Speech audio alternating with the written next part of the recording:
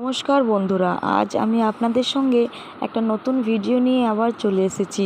কিছুদিন আগে আমি আপনাদের কাছে একটা ভিডিও পোস্ট করেছিলাম, যেটা দুর্গাপুর আমরাই গ্রামে অবস্থিত বাবা বীরবীরেশ্বরের মন্দির নিয়ে। আর সেই মন্দির নিয়ে কিছু কথা আপনাদের কাছে জানানোর জন্য এই ভিডিওটি তুলে ধরলাম। দয়া করে অনুরোধ রইল, মন দিয়ে দেখবেন এবং শুনবেন। প্রথমেই পরিচয় করিয়ে দিচ্ছি, বাবা বীরবীরেশ্বর ডান পাশে যিনি দাঁড়িয়ে রয়েছেন তিনি হলেন চণ্ডীচরণ বাগদির বড় জামাই। তার পুত্র হিসেবে তিনি এই মন্দিরে রয়েছেন। আর যে চণ্ডী সর্বমঙ্গলার পাশে দাঁড়িয়ে রয়েছেন তিনি হলো চণ্ডীচরণ বাগদির বড় মেয়ে। আগের ভিডিওতে এটা আপনাকে বলা হয়েছিল। আর নিচে যিনি বসে রয়েছেন সেটা হলো তার মেয়ে।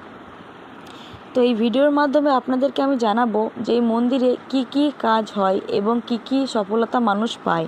প্রথমেই আপনাদেরকে জানাচ্ছি যে এই মন্দিরের মাধ্যমে অনেক লোকের অনেক সাহায্য হয়েছে। আমাদের মতে বলতে গেলে কেউ এখান থেকে খালি হাতে যায় না। মা বাবারা তাদেরকে খালি হাতে ফেরায় না।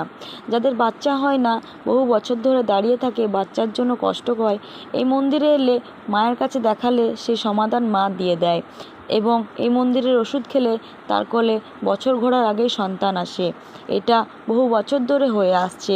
তারপর চণ্ডী সর্বমঙ্গলার এত শক্তিশালী ক্ষমতা আছে যে কারো বাড়িতে কোনো খারাপ জিনিস থাকলে সে খারাপ জিনিস টেনে এনে তাদেরকে দেখিয়ে দেওয়া হয়।